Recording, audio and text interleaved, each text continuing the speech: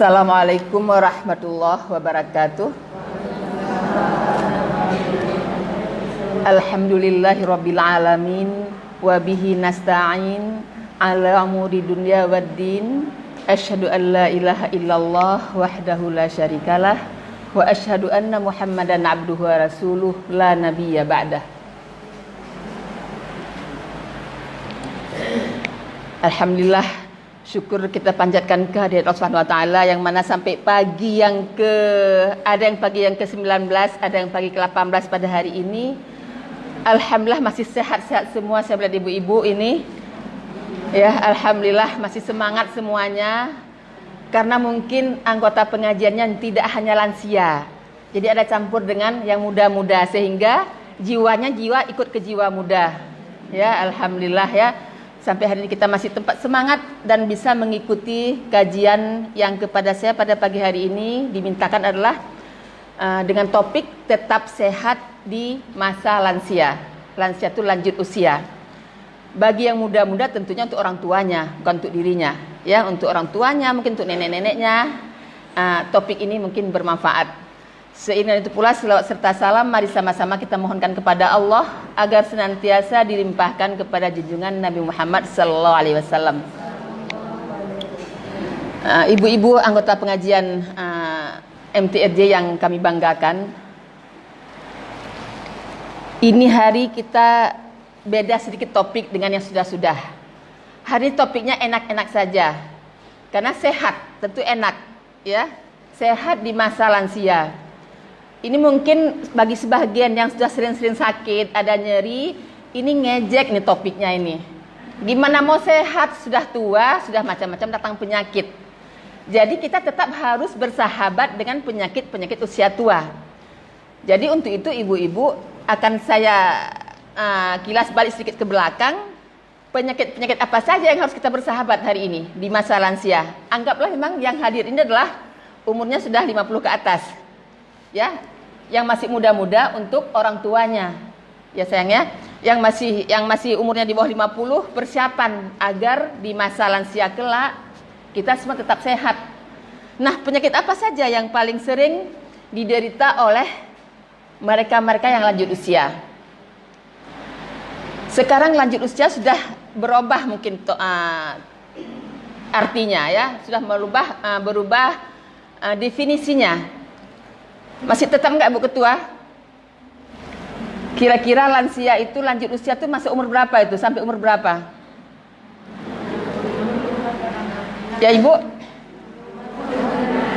Kita secara umum memang 60 ke atas ya kita sudah lansia. Sebenarnya kalau pada definisi yang kita ikuti sebenarnya ada yang mendefinisikan malah 48 kan sudah lansia. Tapi berubah lagi. Sehingga ada yang 56 ke atas lansia.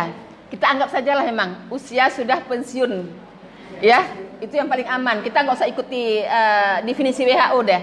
Definisi secara umum sudah masuk masa lansia. Inilah kita persiapkan hari ini. Walaupun nggak terlalu banyak di antara ibu-ibu yang sudah masuk umur dan di atas 60, 50-an ke atas sudah masuk ke dalam lanjut usia. Nah ibu-ibu, kita harus bersahabat dengan penyakit-penyakit yang ada di masa lansia.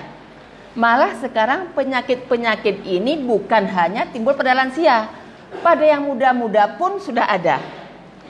Contoh penyakit-penyakit yang kita harus bersahabat di masa lansia yang paling banyak. Ibu pasti yakin tahu, saya yakin ibu tahu. Apa yang pertama?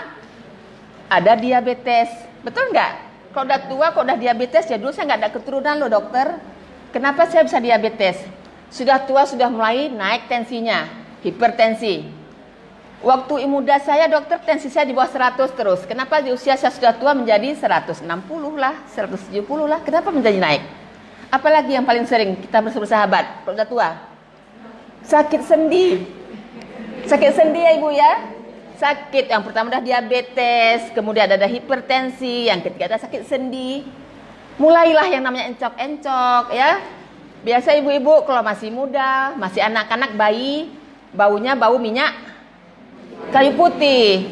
Seumur Anissa baunya minyak wangi. Seumur nenek-nenek baunya saya enggak bilang ya. Jadi jawab sendiri. Jadi sudah beda, dari bau minyaknya saja sudah beda. Ya, sudah mau segala minyak senyong-nyong segala macam olesan itu ada pada minyak pada usia yang lanjut usia. Kita bersahabat saja. Kalau kita sudah mulai menerima itu semua adalah penyakit yang memang harus ada pada lansia, dan itu bukanlah suatu penyakit yang harus kita derita dan kita stres, kita akan nyaman saja menghadapi nyeri sendi. Kalau kita sudah mulai niat, aduh sakit sekali, sedikit sakit saja otak kita langsung sudah mengirim sinyal dia, itu nyeri. Nah kalau begitu terus, kita akan terus berputar-putar hidupnya di nyeri, sakit, segala macam. Tetapi kalau kita enjoy, kita bersahabat dengan segala penyakit ini, kita akan aman-aman aja insya Allah. Ya, kemudian pernah dengar lagi ada penyakit jantung, ya kan Ibu? Kalau sudah tua biasa sudah sakit jantung. Ada penyakit ginjal, nggak usah ditakuti. Ya, tentu yang penting kita bersahabat saya bertanyakan. Yang paling kita takuti sebenarnya kalau meninggalkan beban dan bekas yang mengganggu kita sendiri. Contohnya apa? Nauzubillah, stroke. Ya Bu ya, stroke yang ringan mungkin insya Allah akan kembali. Tapi kalau yang berat akan mengganggu, jangankan kita sendiri, juga orang yang di samping kita. Anak-anak kita semua akan ikut menjadi beban. Nah, yang paling lagi sering pada orang tua, Alzheimer. Pernah dengar? Alzheimer ya Bu ya. Awal-awal Alzheimer contohnya sederhana sajalah. Aduh, kecamatan di mana kecamatan ya? Padahal di mana kecamatannya? Saya nggak sebut, Ibu udah tahu. Ternyata di kepala ya. Itu belum soal Alzheimer Ibu ya. Itu masih gejala-gejala ke sana. Jadi nggak usah berkecil hati, itu biasa. Aduh, di mana ya kunci? Ya kunci sudah pegang, tapi udah nggak sadar lagi. Kalau Alzheimer bukan begitu Ibu. Kita sudah betul-betul lupa, tidak tahu di mana ini kondisi kita sekarang, udah hilang. Nauzubillah, mudah-mudahan kalau kita ibu-ibu ini kan rajin-rajin baca Quran. Tapi kalau kita rajin baca Quran tuh Alzheimer hilang Bu, nggak akan ketemu dengan orang-orang yang rajin buka Quran. Nah, nauzubillah, satu lagi juga osteoporosis, sedih memang. Tetapi apa boleh buat, juga diderita oleh lansia. Osteoporosis berarti dia tulang belakangnya tuh hilang, jadi lebih pendek. Ya satu-satu tidak ada bersatu, dia bersatu, fusi dia bersatu. Nah jadi lebih pendek. Jadi kalau kita ketemu orang osteoporosis, saya baru lagi 2 hari yang lalu ketemu pasien yang dulu saya panggil kakak beliau. Tahu pasien osteoporosis, begitu dia suruh berdiri, jauh sekali pendeknya dibanding semula waktu sehat. Itu salah satu khasnya osteoporosis, dia jadi lebih pendek dari sedianya sebelumnya. Nah itu contoh-contoh penyakit yang ada pada lansia. Kita ketahui bahwa sekarang alhamdulillah umur hidup rata-rata perempuan lebih tinggi daripada laki-laki malah. Ya Ibu bersyukur ya, rata-rata perempuan lebih tinggi umur rata-rata hidupnya dibanding laki-laki. Kemudian angka harapan hidup kita pun lebih tinggi sekarang dibanding dengan yang dulu. Jadi betapa banyak ke depan, satu saat mungkin di 2030 sudah banyak populasinya yang lansia semuanya memang. Apalagi kalau yang muda-muda malas punya keturunan yang banyak. Tambah banyaklah lansia-lansia yang terpelihara. Nah inilah yang kita harapkan. Lansia ini yang tangguh, yang tetap sehat walaupun di usia senja. Ya kan kalau sudah usia senja, sudah maghrib atau masih asar gitu kira-kira kita bilang senja ya. Walaupun masih zuhur sudah meninggal kadang-kadang. Tetapi umumnya kita menyatakan bahwa kalau yang sakit lebih dekat kepada kematian. Padahal yang nggak sakit pun kalau sudah waktunya meninggal juga, ya kan? Iza jaa ajaluhum la yastakhiruna sa'atan wa la yastaqdimun. Itu sudah pasti. Tapi kita tetap berjaga. Bagaimana kita tetap enjoy di usia segini? Kita tetap nggak merasa nyeri di lutut, nggak merasa nyeri di bahu. Gula kita tetap terkontrol, tekanan darah tetap terkontrol. Loh, jadi gimana caranya?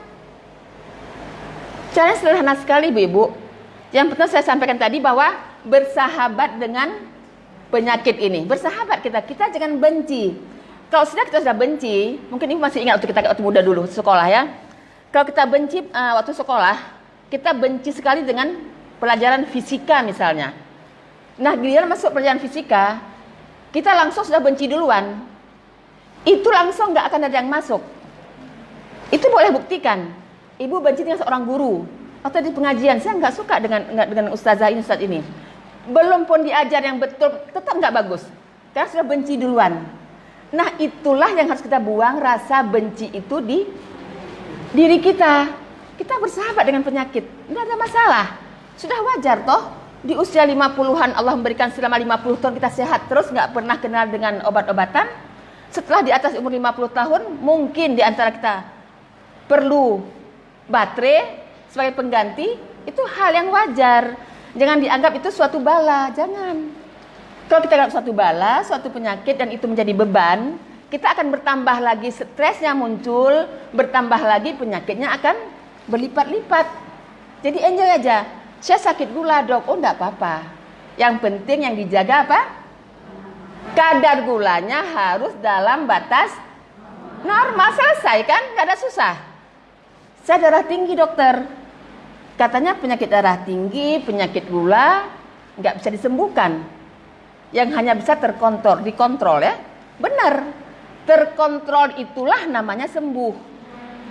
Nah, berarti gimana caranya untuk terkontrol? Supaya gula terkontrol, berarti ibu-ibu harus konsumsi obat. Nah, obat juga terbagi ibu-ibu. Tidak langsung obat yang kita beli itu langsung obat, tidak. Pertama, untuk diabetes, kita tetap mulai dengan pengaturan diet. Itu bagian dari obat, ya. Kemudian ibu-ibu juga harus, kalau memang dengan pengaturan diet tidak juga terkontrol, harus mengkonsumsi obat-obatan. Benar. Harus ada olahraga, jalan pagi, keluarkan energi. Itu akan dibentuk kembali hormon insulin oleh tubuh. Jadi jangan kita begitu sakit yang tahunya langsung obat, apalagi diabetes. Tetap trias ini berlaku.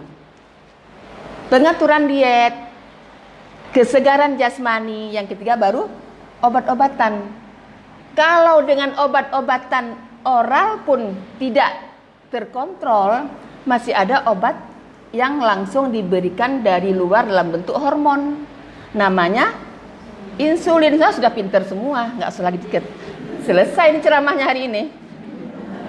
Oke ibu-ibu, mudah kan? Hanya begitu, nggak ada sulitnya. Yang penting kuncinya apa? Dengan bersahabat dengan diabetes, ibu-ibu akan tetap menjaganya. Kalau kita benci sama dia, saya nggak mau tahu. Yang penting perut saya enak. Saya makan semua, saya kepengen es dawet, buka puasa mau bikin es campur, emangnya gue pikirin. Ya, kan nanti saya bisa ke dokter. Kalau itu yang ada di otak kita, berarti kita membunuh diri sendiri. Sudah menjerumus diri kita sendiri ke alam kebinasaan. Seharusnya kalau memang sudah sakit, obatnya berpantang. Dan sumber penyakit ibu-ibu sekalian, perut. Ibu kan sudah sering kan Ustaz sampaikan hadisnya, sumber penyakit itu perut. Kalau bisa jaga perut, insya Allah penyakit juga akan terhindar. Secara umum menjaga gamblang. Beda kan buka puasa kita dengan anak-anak ya. Kalau kita kan sudah teratur, sudah ikut sunnah Nabi, buka puasanya dengan kurma, air putih, ya kan? Tidak pernah saya rasa ada hadis menyatakan bahwa harus minum teh manis setiap pagi hari, harus minum kopi di sore hari, ada gitu? Kayaknya nggak ada kan ibu-ibu? Nah, kenapa harus kita nggak tinggalkan aja? Apalagi kita sudah diabetes. Air putih itu bagian dari obat, nggak usah lagi kenal dengan gula. Nah, usia tua sebenarnya usia sudah mulai tua, kita mulai menghindari sumber gula. Kue Aceh semuanya yang manis-manis, benar, nggak salah. Bagi kita yang sudah mulai lansia, walaupun belum diabetes, kita sudah mulai menghindari gula. Bukan berarti kita haramkan gula, tidak. Kita mulai kurangi. Artinya kalau sore ini bukaannya tadi ada kolak, ya. Tidak usahlah ada yang manis-manis yang lain misalnya. Ya sebenarnya lebih ini kolak juga nggak selamanya sehat juga kan. Di dalam kuahnya itu santannya banyak banget. Saya kalau bukaan kolak, saya makan isinya aja ya. Kita takut dengan manis yang cukup banyak. Saya tidak ada gula, tetapi keturunan ada. Kita harus menjaga. Jadi ibu-ibu, anak-anakku, kalau yang punya orang tuanya ada si manis, dan sekarang menjaga, ya, Contoh kepada diri sendiri, saya punya orang tua ada si manis, ada gula. Sudah 10 tahun yang lalu lebih saya nggak pernah makan lagi, nggak minum lagi teh manis. Tidak. Apakah saya gula? Tidak. Menjaga itu lebih baik daripada mengobati. Jadi jangan suka-suka lagi yang terlalu manis. Air putih itu yang terbaik. Buka puasa dengan kurma itu manisnya luar biasa. Itu bagus. Karena kita perlu manis memang. Tetapi manis yang di dalamnya juga bukan hanya tok dextrosa saja. Di dalam kurma itu lengkap dengan segala macam zat-zat gizi yang lain. Makanya bagus kurma, nggak salah, benar sekali. Benar sekali, bagus benar. Dengan buah yang kita makan itu, kalau kita emang nggak bisa mengkonsumsi kurma, mungkin kurmanya lagi sulit, nggak masuk ke daerah, ya silakan dengan buah yang lain, nggak ada masalah. Cari yang manis, kenapa? Manis buah itu tidak langsung ditelan langsung menjadi tinggi gula, tidak, dia diolah lagi. Bukan sukrosa seperti gulanya manis di teh manis. Kita cuma tambahkan satu sendok gula ke dalam teh manis, tetapi kenaikan gulanya langsung itu 100-an. Kita makan nasi itu masih diproses dulu. Dalam proses itu baru menjadi gula. Tidak langsung menjadi naik gulanya, tidak. Makanya kenapa bagi yang diabetes tetap bersahabat, tidak masalah, asal tetap dikontrol gulanya, tetap dalam batas normal. Kemudian harus banyak bergerak. Nah, orang-orang yang diabetes dengan banyak bergerak, banyak energi yang dikeluarkan. Dengan dikeluarkan banyak energi, keluar keringat, segala macam akan terlatih insulinnya bekerja. Insulin bekerja akan membuat gula masuk ke sel. Itu yang penting. Jadi kita belajar hari ini sehat di masa lansia, tentu kita harus tahu penyakit-penyakit di lansia itu. Ibu-ibu kalau kita misalkan, ini pada diabetes ya, belum ke yang lain. Diabetes ini kita ada insulin ya. Insulin itu kalau kita permisalkan bahwa diabetes adalah satu hotel. Ini hotel nih. Hotel tuh diabetes namanya. Diabetes mellitus itu hotelnya. Badan kita itulah di hotel itulah. Ini badan kita. Insulin akan menyimpan gula masuk ke dalam sel. Nah, kalau di hotel yang kita makan itu nih orang penuh di lorong hotel nih. Itulah gula dia tadi.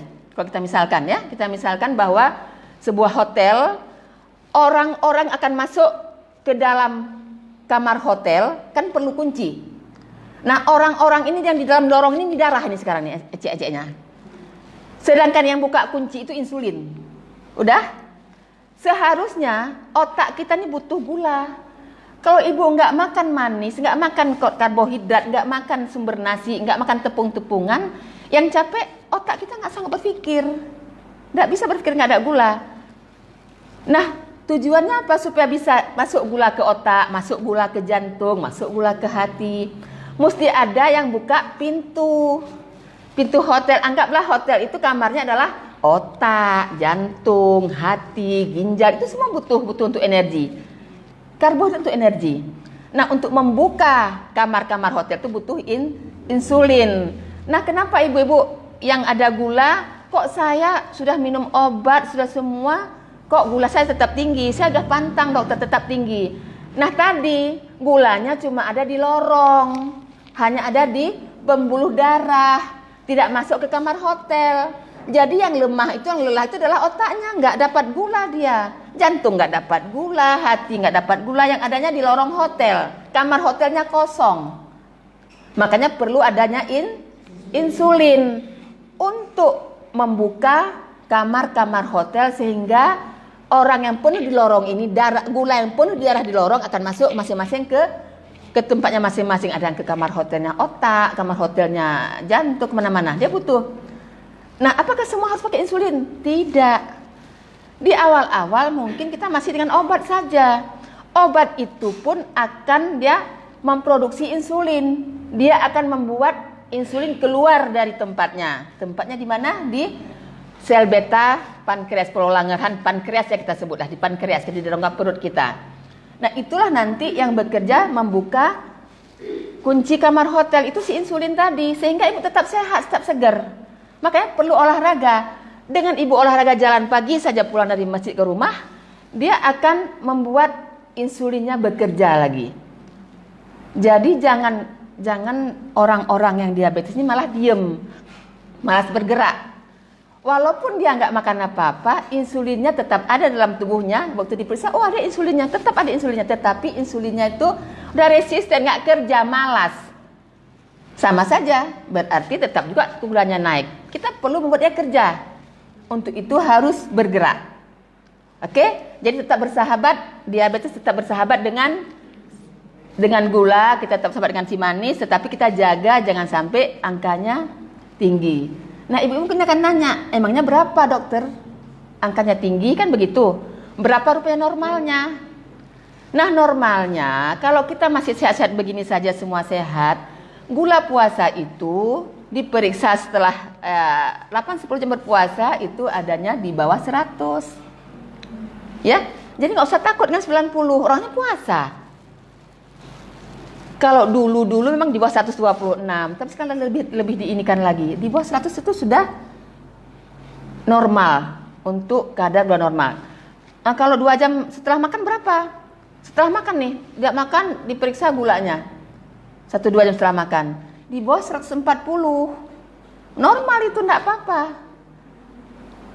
Ini begitu diperiksa sebelum makan pun puasa 180. Normal enggak? Enggak normal. Enggak normal itu, walaupun di bawah 200. Enggak normal, karena itu puasa. Setelah makan 190, normal enggak?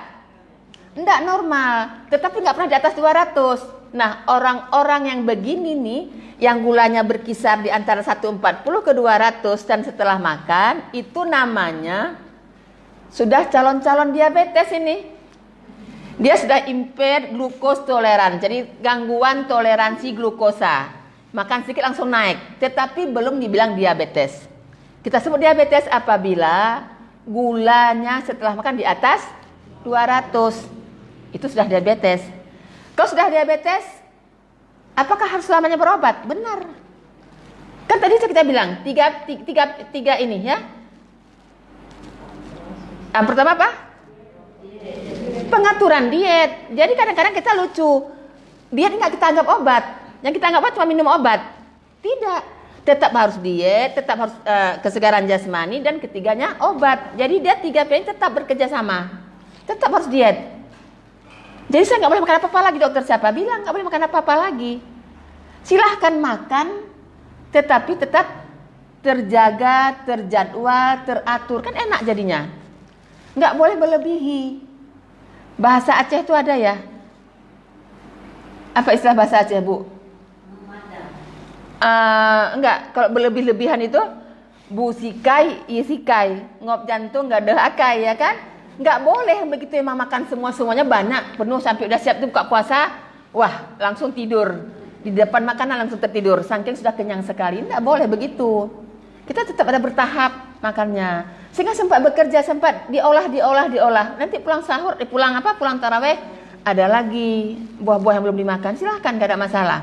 Asal nggak mendadak, tubuh tuh capek jadinya. Sudah 14 jam kita berpuasa, tiba-tiba blok sekalian semuanya. Bisa bayangkan, Bu, ini mesin perut kita ini lagi tune up ini sekarang. Ibarat mesin, turun mesin sebentar. Masa begitu 14 jam kita berpuasa langsung kita serbu dengan segalanya. Kemarin saya dapat pasien juga begitu. Kenapa begitu buka puasa langsung es cendol? Cendol apa haram? Enggak haram cendol itu, tetapi enggak bagus urutan makannya. Itu saja salahnya. Itu sih kita atur sebenarnya. Atur makan yang enak. Kita rasakan sendiri kan, Ibu. Dengan usia begini, kita enggak langsung merekah kayak gini, sudah 14 jam panas matahari luar biasa, langsung kita bantu dengan air es. Itu ya salah. Yang tetap air biasa saja, enggak usah pun air panas, tapi air biasa saja. Yang dinginnya yang dingin suhu biasa, suhu kamar. Itu sudah bagus. Panas sekalipun nggak boleh. Contoh misalnya ibu-ibu lagi infeksi kerongkongan, minum air panas, itu namanya membunuh diri, Bu. Sudahlah lagi luka, ibu tambah lagi air panas yang panas sekali, dia tambah melukai lagi. Jadi menghangat-hangat yang enak diminum, ya, yang hangat enak diminum sajalah, itu sudah pas. Yang wajar-wajar saja, makanya saya bilang yang biasa-biasa saja, nggak ada yang terlalu sulit. Asal bisa kita atur semuanya, insya Allah kita sehat. Jadi itu untuk yang diabetes ya, Bu, ya. Kita udah tahu berapa angkanya, jadi kita jaga. Berarti yang paling utama harus mengontrol kadar gula darah. Nah, caranya gimana kontrol? Sekarang mah gampang. Boleh beli alat sendiri atau boleh juga ke klinik. Di mana-mana sekarang rumah sakit buka pelayanan BPJS, ngapain bayar-bayar? Ke sana saja. Langsung diperiksa kita tahu. Bagi yang sudah diabetes jangan berkecil hati, periksa setiap bulan. Yang nggak pernah sakit apa-apa, alhamdulillah. Paling nggak 6 bulan sekali kita ceklah diri kita. Kalau nggak ada keluhan apa-apa ya kita cek. Kita senang kan kalau sehat ya, ceklah. Mudah-mudahan terus sehat. Oke, itu untuk diabetes. Kita pindah masuk ke hipertensi, lebih kurang sama saja. Darah tinggi berarti kadar tekanan darahnya di atas normal. Normalnya berapa? Ya, sudah pandai juga semuanya pastikan. Ibu kan sering dengarkan normalnya di bawah 120/80. Nah, gimana dokter, saya ada 90 tensi saya? Itu hanya exception 1-2. Dia tetap jalan biasa, kepeja impres pulang pergi sanggup, tapi tensinya tetap di 90. Itu hanya exception, hanya 1-1 ya, enggak semua orang. Tetapi secara umum dikatakan normal adalah di bawah 120/80. Nah, kalau tinggi dikatakan tinggi berapa? Di atas sama dengan 140. Ini sudah memang keputusan WHO, bukan kita sendiri ya. Semua memang menyatakan begitu. Di atas 140/80. Asal sudah di atas sudah grade 1 nih, sudah tingkat 1. Apalagi sudah 200, apalagi kalau lebih bisa jadi krisis. Kita nggak usah belajar itu. Yang penting ibu tahu dulu berapa normalnya. Nah, jadi gimana dokter, saya sudah sakit darah tinggi nih. Oh, enggak ada apa-apa. Silakan bersahabat dengan penyakit darah tingginya. Yang penting ibu-ibu tahu apa yang harus ibu jaga. Nah, udah darah tinggi nih sekarang. Tetap berlaku. Yang pertama tetap lifestyle modification. Modifikasi gaya hidup tetap pertama. Nah, balik lagi sama kayak tadi kan. Tadi pengaturan diet. Pada orang hipertensi tetap gaya hidupnya yang dijaga betul. Termasuk apa diantaranya misalnya? Mulailah modifikasi gaya hidupnya itu harus banyaknya kurangi makanan garam, atau harus banyak makan sayur-sayuran, ya, tidak makan makanan yang sering-sering dipanaskan. Oh, mungkin ibu akan bertanya, ada masuk di grup di WA saya, Bu, dokter, ini makan garam nggak darah tinggi. Yang paling utama itu stresnya. Benar, sah-sah saja. Kenapa tidak? Ini kan salah satu faktor resiko. Tapi coba aja makan garam terus-terusan, apa kalau nggak naik tensinya? Ya, natriumnya naik di dalam darah. Tetapi kita harus tahu bahwa si hipertensi ini juga ada faktor resikonya. Makanya saya bilang tadi, tetap bersahabat. Jangan stres dengan penyakit. Jangan saya datang ke dokternya kerut. Saya selalu bilang, coba kalau datang tuh senyum, tidak pakai kerut walaupun sakit. Kalau sudah kerut, dokter saya, udah langsung ya, dokter saya gula saya. Tidak. Makanya dijaga. Tensi juga harus bisa dijaga. Saya sudah penyakit penderita darah tinggi, dokter, gimana? Tidak ada masalah, tetap konsumsi obat. Katanya kalau makan obat kimia nanti rusak ginjal. Nanti ketemu sama dokter lagi. Udah rusak ginjal, jadi ke dokter ginjal lagi. Jadi saya nggak usah makan obat aja lah kalau begitu. Daripada makan obat nanti rusak ginjal. Yang bilang siapa? Makanya jangan didengar cakap yang di kaki lima atau di kedai kopi. Benar, ada obat yang merusak ginjal. Obatnya obat apa? Obat yang merusak ginjal itulah yang saya bilang tadi. Nanti kita ketemu penyakit sendi kan saya minum obat. Minum obat nyeri itulah yang bisa merusak ginjal. Itu yang paling bahaya. Malah dia tadinya tensinya ndak tinggi jadi tinggi, dia ndak ada ginjalnya yang mengecil, infeksi jadi infeksi, semua tuh gara-gara obat nyeri. Obat darah tinggi gimana? Harus dikonsumsi. Apakah obat itu nggak punya efek samping? Pasti ada. Pasti ada efek samping. Nggak pernah ada obat yang nggak ada efek samping. Pasti ada tentunya. Contohnya misalnya, kalau pada usia muda dikasih obat tertentu, apalagi laki-laki, oh ini bisa menyebabkan kemampuannya hubungan seksual jadi menurun, jadi impotensi, pasti ada. Itu pasti ada. Kalau minum obat jadi batuk, pasti ada. Tentu dokternya akan menyampaikan. Kalau masih ada obat yang terlalu dipilih tentu yang tidak merugikan si pasien. Yang penting kita harus ikuti anjuran dokter, tetap harus mengkonsumsi obat. Konsumsi obat sekecil-kecil mungkin, yang jelas membuat tensi tetap berada di kisaran normal. Apalagi kalau diabetes. Kalau diabetes kita nggak menganjurkan tensinya di atas 135 ibu-ibu. Di bawah 135, sebisa mungkin di bawah. Kenapa? Kita berjaga-jaga supaya jangan sampai yang diabetesnya juga akan jatuh ke ginjal. Hari ini ibu-ibu sekalian, pasien cuci darah kita bukan nakut-nakuti, kita harus menjaga-jaga. Saya tidak bermaksud menakut-nakuti kita semua, mengingatkan diri saya sendiri juga. Kita, pasien darah yang cuci darah kita itu rata-rata pasiennya diabetes, hipertensi, karena minum obat-obat nyeri, karena anak-anak muda yang muda-muda karena minum-minum minuman, saya nggak sebut namanya, minuman berenergi, tahu ya, minuman berenergi ya, yang terus dipacu, sehingga tubuhnya itu memaksa diri untuk terus kuat, sehingga dia bisa nyetir dari Jakarta ke Medan. Sekali nyetir cuma berhenti sebentar saja, satu supir nggak ganti-ganti, dia kuat terus. Itu kenyataan, kita dapat pasiennya itu. Dan itu berlama-lama, bukan sekali dia minum begitu, terus minum energi. Akhirnya tubuhnya lelah. Setelah lelah yang capek ginjal kan, ya udah ginjalnya juga rusak. Nah inilah di sini dia. Jadi obat darah tinggi harus dikonsumsi seumur hidup, benar. Dokter tensi saya sudah normal. Sudah 120 yang kayak seperti disampaikan, 130, di bawah 140 lah udah normal. Apakah saya masih konsumsi obat? Obat hipertensi itu ada dua ibu-ibu. Ada yang non farmakologik, ada yang farmakologik. Ada yang memang dengan obat, ada yang tidak. Jadi dengan ibu kurangi garam, ibu kurangi masakan yang terus sering dipanaskan, dengan olahraga, itu juga sudah non farmakologik. Tetap jalan obatnya, kan minum kan? Nah, kalau sudah normal, apa masih minum obat yang sudah dikasih? Ibu juga harus tahu, kenapa bisa normal? Normalnya kan karena minum obat. Kalau normal tanpa minum obat, berarti ibu cukup dengan yang tidak pakai obat. Berarti cukup dengan gaya hidup, makan banyak buah, dan lain sebagainya, makan sayur-sayuran. Itu tetap obat kan? Kalau turun tensinya karena ibu minum obat, berarti obatnya terus harus dikonsumsi. Begitu kita nggak konsumsi, disitulah akan naik tensinya.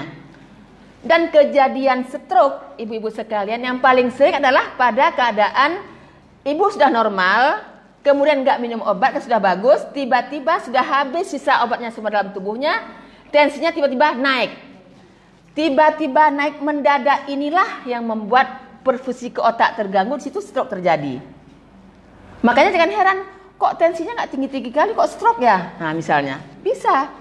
Kita tetap menjaga, walaupun semua sudah usaha ini kita lakukan, kadang-kadang terjadi juga, itu sudah qadarullah ya, tapi kita berusaha tetap. Nah itu untuk hipertensi, jadi jangan takut untuk yang hipertensi tetap minum obat. Dan jangan stres sekali dengan makanannya, biasa-biasa saja. Ibu boleh buka, sekarang anak-anak sekarang rajin kan buka internet, ibu buka DASH diet. DASH diet. Dietary Approach for Stop Hypertension, DASH. Anak-anak belajar pada buka yang enggak main game kan bagusan buka kayak gini. Di situ tuh buah-buahan, sayur-sayuran itu semua. Silahkan, bagus sekali untuk dikonsumsi. Malah itu akan menurunkan tekanan darah. Kalau nenek-nenek kita dulu kan bilang ya, makan timun, benar ya Bu ya? Makan jus timun, turun tensinya. Apa betul? Betul, siapa bilang salah? Betul. Boleh coba. Orang-orang yang sensitif dengan tekanan darah, yang tensinya cepat hipotensi drop, jangan makan buah-buahan yang banyak mengandung cairan, air. Akan drop. Termasuk jus wortel, itu akan drop. Ya, semangka juga. Itu obat menurunkan tekanan darah. Jadi kalau kayak gitu makan timun aja lah, nggak usah minum obat. Dia hanya menurunkan tensinya sekitar 2 jam. Setelah itu akan balik lagi ke semula. Apakah akan makan timun setiap 2 jam terus makan timun terus banyak sekilo? Lain lagi penyakitnya nanti. Ya. Jadi buah itu bagus sekali dan itu akan mendukung untuk menurunkan tekanan darah. Jadi ibu olahraga, makan buah, banyak sayur akan menurunkan tekanan darah. Benar sekali. Boleh coba, benar sekali. Dan itu rutin ya, bukan sekali aja. Nah, obat-obatan tetap diberikan kalau tetap tidak dengan obat-obat dengan gaya hidup nggak berhasil. Makanya kalau pasien ke saya begitu datang dan belum pernah tahu darah tinggi, saya nggak akan kasih obat. Nggak langsung kita kasih obat. Sekali kita kasih obat, dia akan terus minum obat. Coba dulu dengan modifikasi gaya hidupnya. Dengan cara makan banyak buah-buahan, sayuran, banyak minum air putih segala macam. Kalau turun bagus, dia nggak boleh stres, dia tetap rileks. Insya Allah obat belum diberikan. Tetapi kok tetap juga di atasnya, apalagi kita ketahui bahwa penyakit darah tinggi ini 95% penyebabnya nggak diketahui. Kalau 5% tahu kita dari ginjal, mungkin dari struma, dari gondok, itu bisa memang. Tetapi nggak diketahui. Faktor risiko banyak. Stres tadi kan, orang-orang stres, kurang tidur, kurang istirahat Ibu. Orang yang kurang istirahat bisa naik darah, benar. Makanya kan Allah sudah siapkan waktu, maka ikuti aja jalan hidup Allah yang sudah diajarkan Nabi. Kita ini perlu istirahat. Wah, saya mau iktikaf ini dokter, gimana? Istirahat di siang hari. Kenapa tidak? Mata minta waktu untuk istirahat. Tubuh kita minta waktu untuk istirahat. Kalau terus kita pacu untuk kerja, lelah, kita sama bunuh diri, itu namanya. Itulah membuat stres naik, hormon-hormon seperti adrenalin naik. Ini tensi akan naik juga. Jadi ini yang kita jaga sebenarnya. Jangan sampai tensi tambah naik karena kita salah atur diri saja. Rileks, tetap bersahabat. Oke ibu-ibu, obat ikuti apa anjuran dokter dan tidak boleh putus. Sekarang gampang lah, BPJS tetap memberikan obat gratis sebulan nggak capek ibu-ibu. Boleh ambil di puskesmas lagi kalau sudah 3 bulan dikontrol balik dari rumah sakit, dokternya sudah mengirim. Ada istilahnya apa?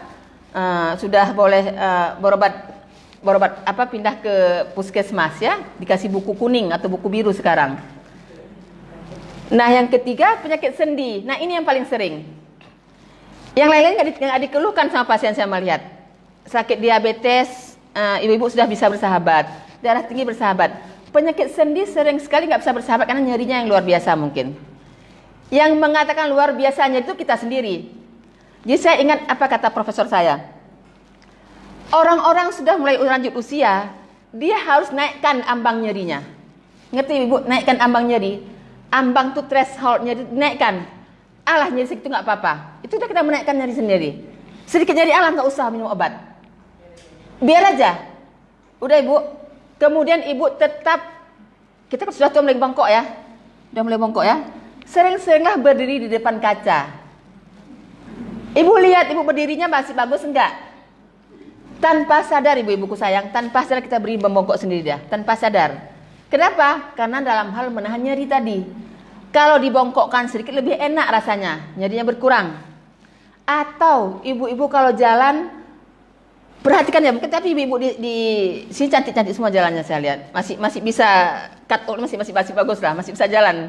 Cantik. Kita lihat ibu-ibu yang di pasar, mungkin ibu boleh lihat, yang jalannya begini. Ada kan? Sampai begini, sampai dia mempertahankan sakit sebenarnya. Mula-mula sakitnya sedikit, lama-lama jadi enak cara jalannya begitu. Kita mesti lawan. Mesti kita lawan memang. Tetap jaga, biasakan tegak. Duduk yang salah ibu, duduk yang benar dulu saya bilang. Duduk yang benar sebenarnya ikut duduk mereka-mereka yang jadi teller di bank. Ibu lihat orang teller di bank, ada nggak mereka gini duduknya? Mengukur, nggak ada kan? Ada nggak yang begini duduknya? Menghitung uang, nggak ada. Duduknya benar tegak. Dia tegak, ini jadi tulang belakangnya tuh benar-benar tegak. Dia tuh akan menghitung uang, ya kan? Nah itu duduk yang benar sebenarnya ibu-ibu sekalian. Duduk yang benar harus begitu. Kalau sudah terbiasa kita salah, duduk begini, ini akan terus merasa itu lebih nyaman. Tanpa terasa, waktu sholat juga begitu, enak begini sedikit. Ibu sholat berdiri depan kaca. Ibu lihat masing-masing, kalau yang umur-umur di atas 50, kalau nggak usah, masih muda sekali. Si Nisa nggak perlu berdiri depan kaca, nanti salah pula dilihat nanti ya. Jadi kita yang tua-tuaan berdiri depan kaca, benar nggak berdiri kita tegak? Mesti tegak, biasakan tegak. Disuruh ruku, benar-benar rukunya, ditaruh air pun nggak akan tumpah, benar rukuknya, nggak begini. Jadi sudah benar sekali sholat itu sudah benar ke ajaran Islam. Dari kami dari kesan tinggal mengikuti saja, nggak ada lagi ajaran baru, sudah betul sekali, nggak ada yang salah sedikit pun. Jadi kita berdiri tegak betul-betul berdiri, kemudian ruku betul-betul berdiri. Jangan biasakan begini, sudah agak bungkuk nih. umur 60 udah agak bongkok sedikit. Saya perhatikan ibu-ibu di masjid itu. Saya lihat memang, jalan bisa, semua bisa masih. Tapi kalau ditegakkan sakit katanya. Benar. Tapi kita lawan sakit itu. Kita lawan. Ibu jangan pikir bahwa umur saya udah masih nggak sakit. Siapa bilang? Saya sudah 58 tahun bulan depan insya Allah. 58 tahun udah mau pensiun, udah betul-betul udah masuk lansia ya. Apakah nggak nyeri? Saya punya lutut. Nyeri ibu-ibu. Nyeri. Dan itu hal yang normal kan? Ibu merasakan nggak kalau bangun sholat bunyi krek bunyinya itu, krepitasi dia. Ya itu memang normal. Susah ibu. Sudah tua. Artinya normal untuk orang tua. Bagaimana ibu mau nggak menerima? Tua itu harus diterima, nggak mungkin nggak. Sama dengan kita nggak terima rambut putih. Rambut putih dicomot, diapain? Aduh, mau gimana? Maksudnya itu tanda-tanda tua. Memang harus sudah ada rambut putih. Jadi nyeri sendi itu bagian dari hidup kita. Maka saya sampaikan tadi, bergaulah dengan nyeri. Tingkatkan ambang nyerinya. Kita sendiri meningkatkan, itu enggak apa-apa. Tetapi tentu kita berobat dong. Artinya dokter pasti akan sampaikan. Saya yakin semua dokter sama akan ini diminum kalau nyeri. Enggak usah di sini, di luar negeri pun begitu. Di luar negeri begitu. Saya pernah bawa orang tua saya juga begitu. Dia senang hatinya kita bawalah ke luar negeri lah. Bawalah berobat di sana. Apa yang saya berikan di sini, saya bawa bunda saya juga itu yang disuruh minum juga. Teruskan aja, tetapi hanya diminum waktu nyeri. Itu tetap diingatkan, minum hanya waktu nyeri. Nah, nyeri ini sekarang harus kita robah mindset di otak kita. Sedikit nyeri minum obat, sedikit nyeri minum obat. Nah, itu yang nggak boleh. Betul-betul sudah mengganggu sekali. Kadang-kadang 1 minggu sekali minum obat nyerinya. Obat dokter kasih 10 ya. Kalau bisa untuk sebulan itu tahan. Nyeri-nyeri betul. Tetapi tetap dijaga. Nah, tapi peliharalah pula. Sudahlah tahu sakit nyerinya luar biasa, lutut, nanti sholat nggak sanggup, sholat tarawih berdiri lama, putar-putar pajak impres berjam-jam. Nah, itu bisa kita jaga kan? Itu yang kita kurangi sebenarnya. Kita bisa kurangi yang begitu-begitu, kita nggak usah terlalu banyak. Jalan paginya pulang dari masjid ke rumah, misalnya itu kan bagian dari olahraga. Mutar-mutar pajak impres nggak olahraga ibu-ibu. Stres mikirinnya orang banyak segala macam. Belanjanya waduh ini mahal, waduh stres. Jadi nggak semua olahraga itu, tidak semua jalan tuh olahraga. Ya kan Bu? Nggak semua. Kita stres, ibu-ibu contohnya. Ngepel itu stres, ngepel itu olahraga loh Ibu. Sambil ngepel, subhanallah wa bihamdihi, subhanallah wa bihamdihi. Ngepel atau siap. Ini sambil ngepel, aduh kemana kalian ini ribut semua. Lagi bersih-bersihin lewat, direpetin. Ya kan? Lagi nyapu, ada saja yang apa ganggu, direpetin. Nah, ini enggak olahraga lagi. Nyapu itu olahraga. Ngepel olahraga, apalagi ngepelnya cara apa? Nyensot. Olahraga benar itu, Bu. Olahraga apa itu? Perut, olahraga perut. Bagus itu. Nah, tapi tetap dengan enjoy. Enjoy itulah tadi harus kita tanamkan dalam otak kita hari ini, Bu. Jadi kita tetap sehat dengan penyakitnya, enjoy. Makanya kenapa orang-orang yang banyak senyum kita bilang tuh jarang sakit kan? Kita turunkan stamina sakitnya. Kita sendiri yang mampu menurunkannya. Tetapi bukan bandel ya Bu ya. Ini contohnya nih bandel nih. Allah kan terus turunkan tadi sama dokter Ahmad turunkan. Saya gula 300 biarin aja 300 kan saya sehat. Yang penting saya sehat. Itu enggak benar. Sering pasien tuh kalau datang ke kita, dokter saya biasa 500. Gula 500 biasa saya masih sanggup. Benar, memang ada. Dia kuat. Tetapi kita jangan bangga dengan angka itu, kita sehat. Di dalam tubuh kita sudah terus digerogoti. Kapan baru dia nggak rasa lagi? Setelah umurnya bertambah, kemudian ambang rasa sakit oleh tubuh dia itu udah habis. Itu gulanya sudah bagus, dia sudah patuh, tapi sakitnya udah tinggal semuanya. Itu makanya kenapa jangan bangga kali dengan saya tensi 200 biasa dokter, nggak sakit kepala saya nggak mau tahu apa-apa, nggak bisa. Harus ikuti petunjuk dokter dulu. Tetap jaga di batas-batas yang normal, kemudian kita tetap baru enjoy. Jangan enjoy belum mengikuti peraturan, itu salah itu kebablasan namanya. Jadi tetap aja balik lagi ke back to laptop lagi kita bahwa yang sendi diminum kalau hanya dibutuhkan, itu diingat. Betapa banyak pasien kami hari ini yang cuci darah itu adalah mereka yang dari kecilnya hanya minum obat nyeri. Namanya obat asam urat, ibu-ibu. Dia sakitnya sakit sendi. Kita salah loh hari ini. Asam urat itu tidak ada penyakit asam urat. Asam urat itu memang perlu dalam tubuh kita. Perlu. Ada asam urat di dalam tubuh kita, memang ada. Tetapi nggak boleh lebih-lebih tentunya. Kan ada batas normalnya. Ya kan? Atau batas normalnya. Nah, asal sakit sendi, sakit asam urat. Datang kita ke pajak impres, dapat obat 3 macam 5.000, langsung jaspleng. Obat-obat yang inilah yang satu waktu yang akan mengganggu ginjal kita, ibu sekalian. Betapa banyak ibu lihat enggak orang-orang yang asam uratnya tinggi, namanya sakit gout ya bu, gout arthritis. Jadi sakit sendi macam-macam. Sakit sendi secara umum, udah. Ada sakit sendinya yang memang sudah terjadi pengapuran tulang di usia tua kita umumnya ini. Kalau kita foto ibu-ibu kita punya lutut, selang ini yang sudah rapat begini. Maaf, nah kita nggak pakai infokus ya. Rapat begini sehingga sudah kurang cairan sinovialnya. Kalau bahasa kita gemuk, atau gemuk? Gemuk. Cairannya sudah kurang. Engselnya sudah bunyi-bunyi. Betul kan? Coba tuh engsel pintu kalau nggak ibu taruh minyak. Bunyi-bunyi kan? Nah, itulah dia, kita sudah berusia tua, inilah udah kita bilang sudah lama dipakai, tentunya wajar. Nah, itu sekarang kita latih.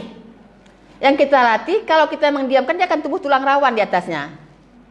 Tulang rawannya kalau ketemu tulang rawan lagi akan bergesek, itulah sakit terus terjadi. Makanya apabila kalau sudah nggak mungkin lagi dengan obat-obatan, kita akan ke dokter ahli tulang ataupun dokter penyakit alam yang ahli bidang nyeri ini, akan disuntik. Bisa tahan untuk 6 bulan, bisa tahan untuk setahun, boleh, nggak salah, boleh. Disuntiknya kalau bahasa kita, bahasa awalnya tambah gemuknya lagi lah. Sehingga nyerinya jadi berkurang. Boleh, itu hal yang biasa. Makanya kenapa yang begitu tuh hal-hal yang tidak yang dibolehkan, boleh, silakan. Kalau sudah tua kali, masih panjang umur juga, nggak bisa lagi ganti batok tempurung. Nah, tempurung lutut boleh ada. Tetapi sayangnya kalau sudah ganti batok, ibu-ibu nggak bisa duduk tahiyat lagi. Terpaksa sholatnya harus di kursi terus. Dia nggak bisa lipat habis. Itulah bedanya buatan manusia dengan buatan Tuhan ya ibu-ibu. Makanya kita jaga sekarang betapa luar biasanya Allah menciptakan tubuh kita yang sempurna sebegini. Kalau kita nggak jaga, maka akan cepatlah lelah. Kalau sudah lelah kita cepat ganti. Betapa kalau kita ganti semuanya pakai duit, tidak nggak pakai duit. Oke ibuku sayang. Jadi nyeri tadi ada yang pengapuran tulang. Ada yang namanya sakit karena kelebihan asam urat. Samanya gout, sakit gout ya. Gout arthritis. Ada juga yang namanya rheumatoid arthritis. Rematik, sering kan sebut rematik ya. Saya sakit rematik, semua tua sakit rematik. Tidak sebenarnya. Yang rematik itu memang betul-betul kalau diperiksakan dalam darahnya memang ada faktor rematiknya yang tinggi. Ibu-ibu ini saya yakin kalau diperiksa semuanya normal. Berarti bukan sakit rematik. Yang betul adalah sakit sendi yang pengapuran saja. Atau disebut dengan osteoartritis. Tulangnya sudah mengapuran, sudah biasa, sudah tua. Kalau yang rematik artritis ibu-ibu, itu bisa kena di usia masih muda sekalipun. Bisa. Dan itu bisa turun, dan itu dia termasuk penyakit autoimun disease. Termasuk penyakit autoimun yang apabila dia nggak minum obat, dia akan terus nyerinya bertambah. Nah ini harus yang tertentu begini memang dikasih obat. Yang tangannya akan begini nanti kalau memang dia tidak, di luar negeri banyak ini penyakit yang begini, jalannya sampai betul-betul bukan menyatu dia, malah merenggangkan, menahan sakit juga, menjalan jadi sulit. Kalau penyakit tua sendi, dia malah bersatu dia. Ibu boleh lihat orang-orang yang tua-tua kadang-kadang ini sudah begini nih kakinya, udah naik kemari. Ada enggak pernah dilihat? Saking mempertahankan supaya dia bisa jalan. Ya, supaya dia bisa jalan, akhirnya dia mempertahankan sakit, lama-lama nggak balik lagi. Ya, sebenarnya membiasakan diri juga. Nah, ibu-ibu sekalian, bagi ibu-ibu yang orang tuanya juga yang masih muda-muda nih, yang muda-muda, yang orang tuanya mengeluh sakit sendi, itu harus berhati-hati di rumah. Jangan buat kecelakaan. Walaupun kecelakaan kecil, jatuh, kepleset, ya kan? Itu yang paling sering harus dijaga. Jadi kita ibu yang sudah berusia tua, jangan malu untuk pakai alat bantu. Alat bantu tuh nggak harus tongkat, ibuku sekalian. Ah, malu bawa tongkat. Saya kan masih muda, belum 60. Nggak perlu tongkat. Ibu bisa aja mungkin punya asisten, ya, punya anak di rumah atau punya apa. Jalan pegangan sama dia, kan tanpa sengaja itu pegangan. Itu kan berpegangan, itulah alat bantu namanya. Nggak harus pakai tongkat begini dibawa jalan, malu lah. Saya kan dulunya gagah banget ini. Terkenal di MTRJ, masa sekarang udah pakai tongkat. Jangan sama yang lain. Kemudian di rumah ibu sekalian, sederhana sekali. Saya sudah berapa pasien saya dapat, kecelakaannya kecil, sederhana, tapi akhirnya membuat fatal. Dispenser itu kan kadang-kadang airnya ada yang bocor, nggak sadar, netes di bawah kan tap. Nah itu pula yang membuat meleset. Terpeleset jatuhnya ke belakang, nauzubillah. Kalau sempat kena ini lumbal kita nih di tengah-tengah apa? Itu kalau fatal, ibu bisa lumpuh ke bawah, nauzubillah. Karena dari situ akan keluar saraf-saraf yang untuk pinggang ke bawah. Bahaya sekali. Bisa nggak bisa bangun lagi, nauzubillah. Sederhana sekali kan, air yang netes itu saja. Jadi apa? Kemudian kalau ngepel di rumah, kalau lagi ngepel jangan lewat. Kalau kita mau udah biasa begini, kan sederhana. Kamar mandi, ini lagi yang paling sering. Di kamar mandi ibu-ibu sekalian, sering kali terjatuh. Kamar mandi saya bersih kok, pokoknya rapi semua. Ibu, bukan soal bersih nggak bersihnya. Sering sekali kecelakaan tuh pada tempat yang nggak kita duga. Jadi makin usia ada ibu-ibu di rumah, ada orang tuanya di rumah, di kamar mandi sebaiknya, kalau kamar mandinya bukan kamar mandi kering, kamar mandi basah langsung, sebaiknya mesti ada pegangan di situ. Jadi dia setiap ambil sholat, ada pegangan, dia jalan keluar, nggak ada masalah. Atau taruhkan apa yang plastik itu yang hitam-hitam tuh yang bolong-bolong kayak di masjid. Nggak apa-apa, itu lebih bagus. Dia ada tempat untuk mencangkram sehingga nggak jatuh. Jadi dia tetap bisa sendiri. Ini salah satu menjaga ibu. Jadi jangan ibu berpikir bahwa dengan kamar mandi bersih aman. Saya tidak. Kamar mandi saya pakai lantainya pakai kasar kok dokter. Kasar pun sedikit aja air bisa jadi tergelincir. Apalagi kalau yang licin. Ya, jadi kalau bagi yang mereka yang nggak punya kamar mandi kering, nggak ada masalah. Pakaikan itu langsung. Kemudian pegang pegangan. Orang-orang yang dengan sakit sendi itu ibu, memang harus terus dilatih. Kalau didiamkan, dia tambah berat. Latihannya sederhana ibu untuk lutut. Saya jarang mendengar laporan ibu-ibu kok sakit tuh bahu yang mana leher agak sedikit berkurang. Tapi kalau lutut rata-rata.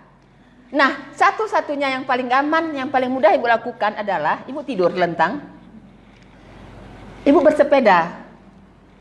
Kalau bersepeda di luar malu, saya nggak pernah naik sepeda, nanti jatuh diketawain orang. Bersepeda di tempat tidur. Ngerti ibu kan, bersepeda di tempat tidur kan? Ibu tidur terlentang, nggak usah pakai bantal, begitu saja. Kemudian ibu mulailah mengayunkan tangan ini, terus mengayung. Itu melatih otot-otot lutut, pinggul semua, terus merayun. Ya berapa sanggup? 30 menit dulu. Atau mulai 5 menit dulu, capek lah. Boleh, itu udah olahraga luar biasa. Ibu ngerti ya, tidur terlentang, kemudian ibu angkat kaki, ini kaki begini. Terus mendayung. Seakan-akan mendayungnya seakan-akan ibu naik sepeda. Kalau bisa bersepeda, lebih bagus lagi, ya ibu Fat ya. Lebih sehat lagi, sudah pasti. Dengan bersepeda ini otot lututnya akan bergerak ibuku sayang. Itu yang paling bagus. Berenang cukup sehat. Tapi mau renang di mana kita nih Nisa? Ya kan, dengan keadaan begini kita manfaatkan apa yang ada. Kalau berenang itu sangat sehat. Maka kenapa? Nabi kan suruh berenang ya. Berenang, berkuda, berpanah itu kan bagian olahraga yang memang dianjurkan. Berenang itu Bu, semua gerak semua. Bukan hanya di kaki. Otot-otot dada semua bergerak. Apalagi lengan terus ya. Nah yang kayak gini kita manfaatkan. Ya kita tidak bisa berenang, nggak ada tempat untuk berenang, ya cara lain bersepeda, di tempat tidur pun bersepeda. Oke ibuku sayang. Nah sudah tua-tua begini, ibu juga harus mikir makanan pengaruh nggak? Pengaruh lah, tetap pengaruh. Jadi ibu-ibu di usia tua kita sudah mulai kalau makan sayur, kalau makan sayur, misalnya saya makan kangkung tambah sakit lutut saya, ya nggak usah makan lah. Ngapain perlu cari penyakit? Saya kalau makan kacang panjang sakit lutut. Yang satu makan toge sakit lutut, yang satu makan kacang panjang. Apa yang dirasakan sakit yang nggak usah makan. Tetapi alangkah enaknya sedikit-sedikit dimakan, nggak usah banyak, tetap sehat. Sedikit-sedikit aja. Ya kan Bu? Ini kita sudah tahulah sakit sendi, sudah tahulah nggak boleh makan yang diingatkan dokter, nggak boleh makan isi dalam. Giliran mak megang, giliran pas punggahan, yang kita cari isi dalam juga. Yang kita cari limpa, hati, paru. Ya itu yang beli penyakit namanya itu. Mulai sekarang bukan nggak boleh. Maksud saya, bagi yang sudah sakit begini, itu kan halal dimakan. Ya nggak usah lagi lah. Mungkin Pak Nana nggak ada masalah. Kita udah merasakan sakit, nggak usah. Kalau saya orangnya nggak begitu. Tetap saya makan sebiji. Tetap makan sedikit. Satu nggak akan membuat sakit langsung lah. Tetapi otak duluan sudah dilatih. Ini nggak apa-apa, cuma satu, janji cuma satu. Jangan itu satu, tadi satu. Ya, jadi itu kita mengatih diri sendiri. Kita kepengen, masa sudah ada di depan mata ada pecel, masa nggak makan sih? Ya makanlah. Tapi kita carilah, kita modifikasi sekarang. Ada wortel pakai bumbu kacang, kenapa rupanya tidak? Bisa aja kan? Ada wortel, ada tahu pakai bumbu kacang, nggak masalah. Kenapa mesti harus yang hijau-hijau semua? Orang-orang sudah tua, apalagi yang ada keluarnya sakit ginjal, apalagi ada cuci darah misalnya, itu semua sayuran hijau kita nggak bolehkan lagi. Nggak boleh lagi ibu-ibuku sekalian. Sayuran hijau itu banyak mengandung protein juga dia. Coba ibu-ibu makan daun katu. Kenapa daun katu bagus tuh ibu-ibu menyusui? Proteinnya tinggi, bagus itu. Jadi tidak selamanya bahwa atas nama sayuran itu aman semua di usia tidak sayang, nggak aman lagi. Benar seperti daun sekarang yang didapat daun bahasa Aceh kita daun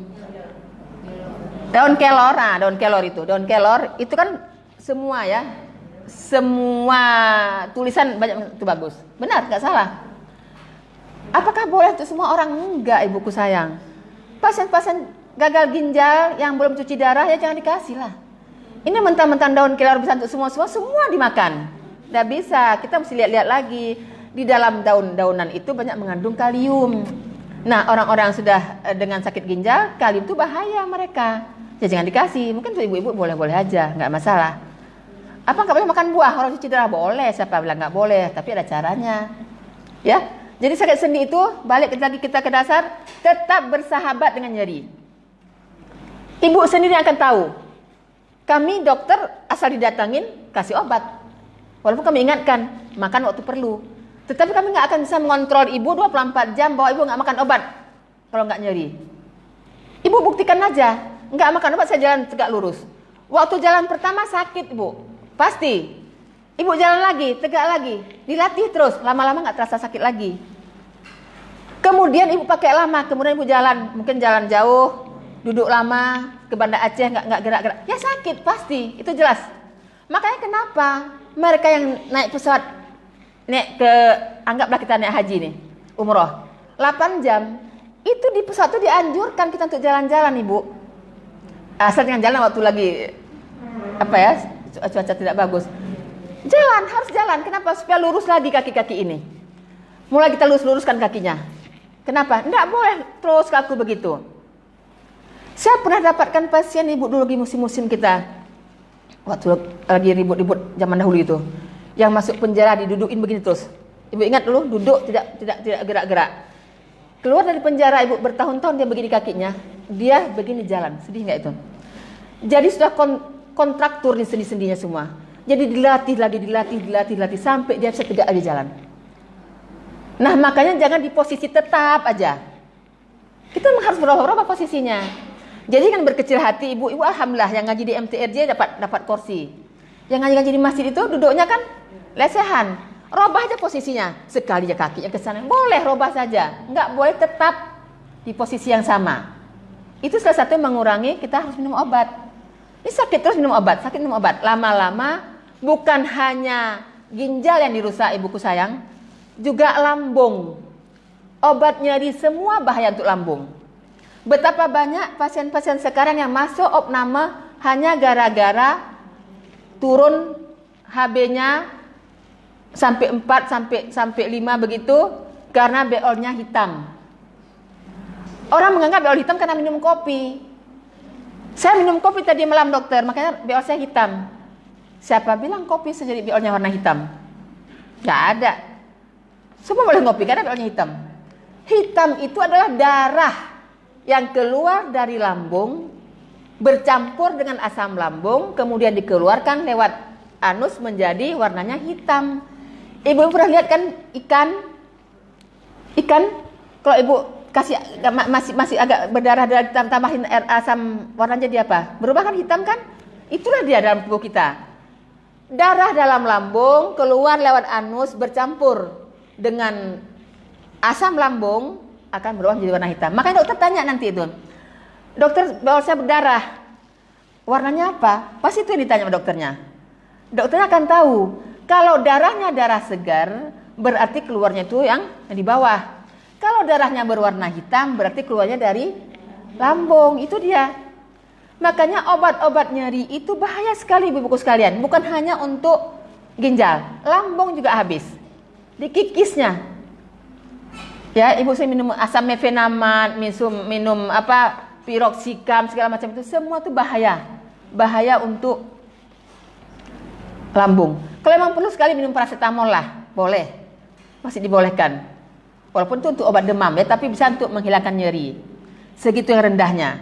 Jadi kita jangan, ibu camkan betul-betul. Yang boleh ibu tahan obat adalah obat nyeri. Tapi kalau obat-obat lain, obat darah tinggi di dokternya sudah bilang seumur hidup, silahkan. Obat gula apalagi silahkan, itu teruskan aja. Selama tidak mengganggu terus. Itu harus dikontrol. Oke ibu sekalian. Nah, sudah penyakit diabetes, kita sudah penyakit hipertensi, nggak terasa sudah 8:30 ya. Sedikit lagi ya. Sudah penyakit sendi ya ibu-ibu. Penyakit jantung, itu juga ibu nggak usah berkecil hati. Bagi yang sakit jantung nggak berlaku peraturan minum seperti umumnya. Ini yang perlu saya ingatkan. Bagi yang sudah disampaikan oleh dokternya, oh ibu sakit jantung koroner. Artinya ada penyempitan di pembuluh darah jantungnya. Nah, orang-orang yang sudah mulai ada penyakit jantung koroner, kemudian sudah terganggu jantung kiri kanannya, kakinya sudah mulai bengkak juga kadang-kadang. Nanti dikasih obat, kencingnya keluar, bengkaknya hilang. Nah, orang yang begini nih nggak berlaku minum banyak untuk orang yang seperti yang tadi, yang aman-aman aja. Normal kita kan 2 liter sehari ya Bu ya. Oh, tadi saya lupa sampaikan bahwa bulan Ramadan pun tetap 2 liter yang umumnya. Bagi mereka yang dengan batu, saya lebihkan jadi 3 liter. Nah, ini tidak berlaku untuk mereka yang penyakit jantung. Jangan dimaksakan orang jantung minum banyak. Malah kalau di rumah sakit itu kita tanya, kalau memang ada jantungnya kita langsung nggak pakai infus. Langsung hanya dipasang triway-nya saja. Jaga, ingat, jangan paksakan jantung lagi membebani dengan minum yang kita minum. Jadi gimana dong dokter minumnya? Bagi yang sakit jantung, minumnya itu sesuai kebutuhan. Haus kan? Ya minum. Udah haus, ya minum. Itulah dia kebutuhannya. Bukan nggak minum, tetap minum, tetapi sesuai kebutuhan. Mungkin kebutuhannya cukup 1 liter atau 1,2, cukup. Bagi yang normal, kita usahakan 8. Loh gimana nih puasa? Nggak habis 8 gelas atau 10 gelas kalau udah 200, ya kan? Habis, bisa, kenapa tidak? Buka puasa. Atur saja Bu, atur saja. Misalnya ibu nggak sakit apa-apa nih. Normal kan dokternya bilang harus ada 2 liter. Gelas ibu gelas berapa? Kalau gelasnya yang gelas bertangkai rata-rata 300 itu ya. Kita anggapnya saya gelas yang 200. Kayak gelas Duralek dulu ya, 200 ya. Berarti 10 gelas ya. Ibu atur aja. Buka puasa, bismillah, ambil kurma. Saya yakin ibu-ibu ini semua udah cara buka puasanya ke cara buka puasa sunnah ini, nggak perlu diajarin lagi. Udah 19 hari udah ustaz semua. Buka puasa sunnah, ambil kurma, kemudian minum air putih udah 1 gelas. Udah kan? Yang lain lagi mungkin makan silakan. Ini yang pokoknya dulu, lebih nggak masalah. Ibu sholat maghrib ya. Balik lagi ke meja, minum lagi 1 gelas, udah 2. Dia nggak harus pantas, ini harus jam sekian harus minum. Nggak begitu sayang, tubuh kita yang tahu. Atur saja. Yang saya sampaikan ini pun nggak harus diikuti pas sekali seperti saya. Enggak, itu hanya kira-kira. Kemudian ibu makan mungkin, minum lagi 1 gelas, sudah 3. Ya kan? Kemudian ibu pergi sholat, mau sholat ini, saya minum dulu lah. Boleh minum lagi, udah 4 gelas. Oh, saya nggak minum, nggak ada masalah. Sampai 3 tadi diingat, dirata, masih hafal ya berapa 3 gelas. Taruh 4 gelas, pulang taraweh, masih ada sisa lagi sedikit mau ngaji nih. Minum lagi 1 gelas, udah 5 gelas. Nggak sengaja ini. Mau tidur, minum lagi 1 gelas saya, udah 6 gelas. Bangun lebih cepat kan? Kan bersahur nih. Apalagi disuruh banyak istighfar di waktu ashar, waktu sahur, bangunnya lebih cepat. Bangun lebih cepat, ambil wudhu, minum lagi. Bangun tidur, minum air putih langsung bro. Udah 7 gelas. Nggak sadar kan? Nggak sadar kita ibu. Lagi ngaji-ngaji haus lagi, 1 gelas lagi. Mau ke meja makan sahur. Sisa 2 gelas lagi, masa nggak habis? Habis itu. Mau habis waktu imsaknya 1 gelas lagi, waktu lagi makannya satu gelas. Gampang aturnya. Yang penting pandai mengatur sehingga cukup 2 liter. Ini bagi yang sehat. Kecuali yang saya suruh lebih. Yang saya suruh lebih, saya akan sampaikan bahwa pergi sholat taraweh, bawa air satu botol air mineral yang besar, 1,5 liter kan? Jangan berdiri di tengah, kan gampang. Ini batu nih, pasien batu. Dokter saya nggak puasa. Tenang aja dia datang nggak puasa. Kenapa? Kalau saya puasa saya sakit pinggang. Saya bilang minumnya gimana? Atur, sayang sekali kalau nggak puasa. Saya bilang belum tentu tahun depan kamu masih sehat. Siapa tahu tahun depan kalau nggak meninggal sakit. Manfaatkan puasa ini, harus puasa. Niat berpuasa, berdoa sama Allah. Kita sanggup berpuasa insya Allah. Nah, atur cara minumnya supaya pinggangnya nggak sakit.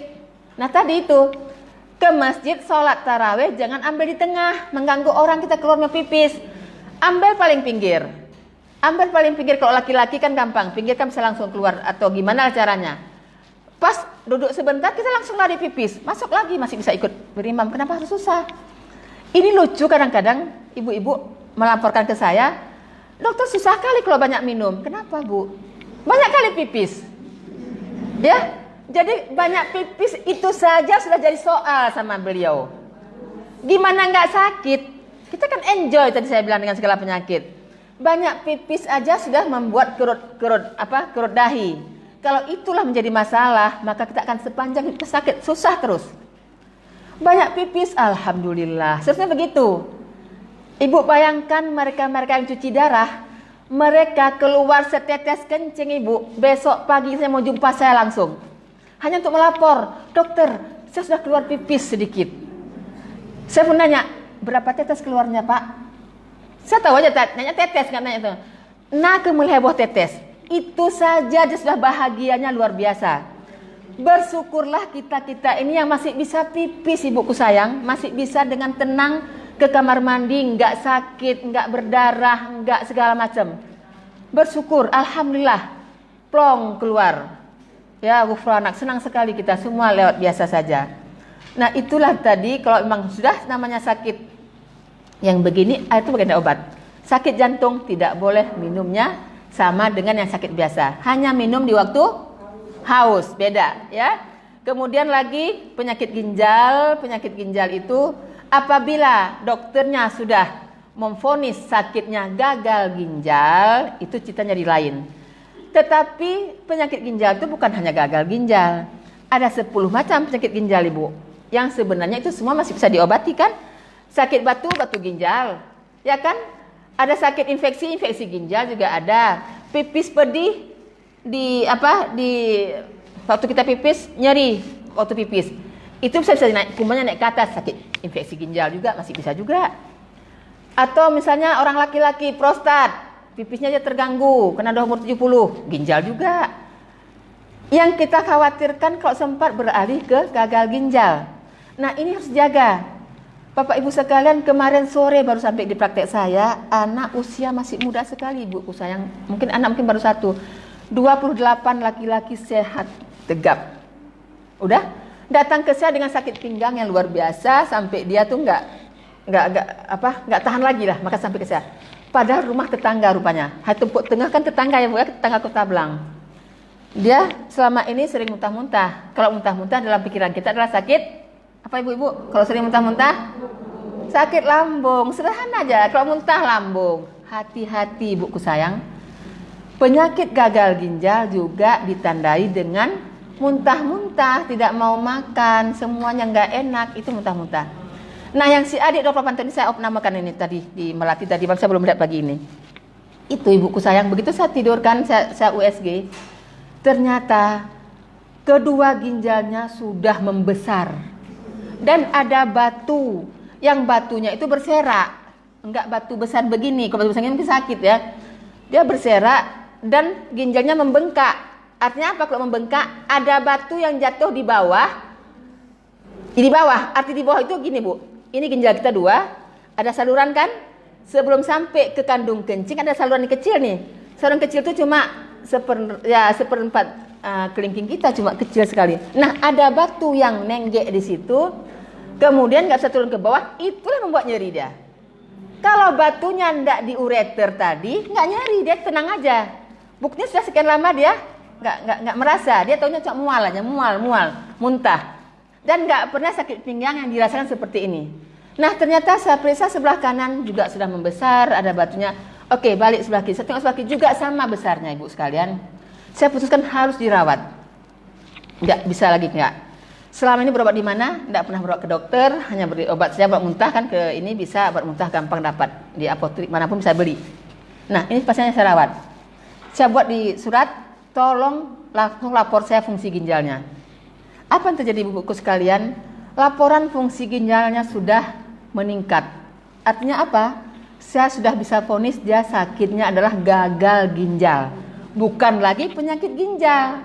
Kalau penyakit ginjal belum sampai ke gagal ibuku sayang. Kalau sudah gagal ginjal itu bukan penyakit ginjal sudah pasti. Tetapi tinggal menunggu naik grade-nya enggak. Kalau sudah gagal ginjal yang kita hadapi, maka saya akan berusaha. Makanya perlu berobat, kita berusaha untuk jangan sampai cepat. Sampai tahap 5. Kita perlambat terus. Jangan sampai tahap 5 cuci darah. Kalau masih bisa kita turunkan. Dia ada 5 grade kalau sudah gagal ginjal. Ada 1, 2, 3 sampai 4, 5. Kita usahakan sampai 2 saja dulu. Bertahan terus di 2, 3. Jangan sampai cuci darah. Tetapi kalau penyebabnya yang penyakitnya seperti darah tinggi, mungkin yang infeksi hebat, diabetes, kadang-kadang kita di luar dugaan. Tiba-tiba ada 5 aja. Bisa. Pokoknya harus terus kontrol. Nah, tadi saya sampaikan apa? Mau saya sampaikan, Bu. Tolong dijaga. Setiap penyakit itu berobat. Jangan merasa bahwa cuma muntah saja. Ternyata penyakit ginjal. Merasa itu adalah hal-hal yang biasa. Nah, kemudian stroke, mungkin sudah tahu semua, nggak usah saya sampaikan ketika waktu untuk diskusi. Kalau Alzheimer itu sebenarnya karena nggak sering dipakai otaknya, Ibu. Sering nggak dipakai otaknya. Jadi jangan merasa bagi yang sudah kerja nih ya, bagi yang sudah bekerja atau sudah tua, kan sudah pensiun saya. Sudah pensiun saya sudah nggak usah lagi apa-ngapain, tidak. Terus dilatih otak ini. Makin ibu nggak ngelatih, makin tepat tumpul dia. Jadi melatih gimana? Saya guru dokter kan nggak bisa ngajar terus, bukan. Ibu-ibu yang ngumpul di sini, ibu-ibu yang terus ikut pengajian, ibu-ibu yang terus menghafal Quran, itu latih kan? Melatih memori kan? Makanya tidak ada cerita menghafal Quran. Ini saya udah tua nggak bisa hafal Quran lagi. Tidak ada. Hafal Quran kapannya bisa? Itu bagian obat yang terbagus. Itu Alzheimer. Itu yang terbaik. Ibu ngerti membaca Quran? Dengan ibu membaca bahwa mata ibu langsung ke kiri, terasa enggak itu? Ibu baca di belakang, matanya ke depan. Sudah ke depan kan sehingga bisa cepat. Kalau murata cepat kan matanya langsung jalan. Nah, matanya yang begini-begini terus itu membuat saraf matanya terus bekerja. Luar biasa Al-Quran ini, Ibu. Ibu menghafal, memori ibu simpan. Saya dulu terpikir, nggak sanggup lah menghafal Quran, mana sanggup tuh. Ternyata kita lihat adik-adik tuh yang masih muda, oke lah masih muda. Ternyata ada nenek-nenek kan yang sanggup menghafal Quran, kok bisa? Bisa asal dilatih. Jadi saya teringat apa kata Ustadz yang baru-baru ini ada di Islamik itu, Ustadz Arif, yang dulu pernah ada di Hotel Diana. Beliau menyatakan, kita tentukan dulu hasilnya. Berapa mau kita hasilnya? 10. Nilai yang terbagus kan 10, Ibu. Itu tetap perkalian antara kemampuan dan usaha. Perkaliannya itu, bagi mereka yang masih muda mungkin kemampuannya 5 itu nilainya. Usahanya 2 udah cukup. 5 kali 2, 10. Saya sudah tua, kemudian banyak lupa, banyak sakit-sakit lagi kan. Berarti dibalik dong. Kemampuan saya cuma 2 hari ini sudah. Apa yang saya banyakkan berarti? Usaha. 2 kali 5, 10 juga, hasil tetap 10. Jadi nggak usah berkecil hati. Ada orang samping kita menghafal Quran, menghafal semua, sementara sudah bisa. Kita berulang-ulang nggak bisa-bisa. Itu tanda Allah cinta sama kita. Makin kita nggak bisa, makin U-nya naik. Makin U-nya naik, makin apa? Makin pahalanya lebih banyak, ya kan? Itu juga dengan itu kita terus mengingat dan bisa. Jadi jangan berkecil hati kalau kita lambat dalam hal mengingat. Enggak apa-apa, ulang. Lancar kaji karena diulang. Hari ini pun kita ulang. Saya yakin semua sudah tahu yang saya sampaikan, tapi kita ulang-ulang lagi. Ya, oke buku sayang. Kalau osteoporosis mungkin bagian dari penyakit tulang juga, enggak ada yang luar biasa. Kalau emang sudah kena apa boleh buat, itu kita menghindari betul. Namun yang bisa kita hindari mungkin dari segi kecelakaan mungkin ya. Trauma, kalau memang masih mungkin kita berusaha untuk tidak. Ya sama yang tadi, yang sakit sendi tadi. Usahakan kita menjaga betul ibu-ibu, jangan terjatuh, jangan sampai kepleset. Itu jaga betul. Enggak ada lagi ibu-ibu di usia kita ini pakai sendalnya agak tinggi, walaupun ke pesta sekalipun. Sudah yang fat aja, yang 2 cm 3 cm saja, enggak usah lagi gantinya. Sudah waktunya, enggak ada lagi perlu harus yang beban yang berat. Jangan membebani punggungnya dengan beban yang berat. Anak-anak kita sekarang ibu-ibu coba lihat tuh anak-anak sekarang. Enggak sadar ibu-ibu. Di dalam tasnya semua ada. Itu belum terasa. Satu saat dia akan sakit tulang belakangnya karena beban di belakangnya segala macam. Ada ini, ada buku itu semua dibawanya. Enggak boleh. Kita ajarkan sama anak kita jangan membebani terlalu sering. Itu saya pikir sedikit dari saya pagi ini hanya untuk mengulang kaji. Tidak ada yang luar biasa, tetapi mari kita tetap bersahabat dengan penyakit, bersahabat dengan nyeri, bersahabat dengan diabetes ibu-ibu. Insya Allah kita tetap sehat dan tetap happy. Yang jangan ibu kebablasan tidak mau memeriksakan diri, itu yang jangan. Tolong, kesempatan periksa banyak. Sekarang semua rumah sakit ada dokter yang pelayanan BPJS. Silakan periksakan diri. Jangan malas. Ada pendapat begini, kalau saya banyak periksa, banyak tahu sakit, saya lebih susah lagi. Itu dibuang kata-kata itu. Kalau banyak tahu tambah susah, jangan. Makin ibu tahu, makin ibu menjaga diri. Itu yang harusnya. Jangan takut dengan penyakit. Kita bersahabat. Insya Allah kita tetap sehat. Dan jangan lupa, kalau untuk sendi, berdiri depan kaca, lihat. Jangan bungkuk. Ya, jangan bungkuk. Makin tambah-tambah bungkuk, tidak boleh. Tetap harus tegak. Berdiri tegak. Baik ibu sekalian, demikian saya pikir dari saya. Kalau ada pertanyaan mungkin tutup dulu ya. Tutup dulu. Jadi mudah-mudahan apa yang saya sampaikan ini bermanfaat ya ibuku sekalian. Kita kalau ada yang kesalahan itu adalah kesalahan dari saya dan kalau yang benar itu adalah dari Allah. Dan ibu ingat bahwa ibu berobat ke dokter, bukan dokter yang menyembuhkan, tapi wa idza maridtu fahuwa yashfin ya. Dan kata Nabi Ibrahim, apabila sakit Allah yang akan menyembuhkanku. Jadi ibu ingat bahwa ibu ke dokter, yang sembuhkan adalah Allah. Ini bagian dari usaha ya. Kita tutup doa kafaratul majlis. Subhanakallahumma wa bihamdika asyhadu an la ilaha illa anta astaghfiruka wa atubu ilaik. Assalamualaikum warahmatullahi wabarakatuh.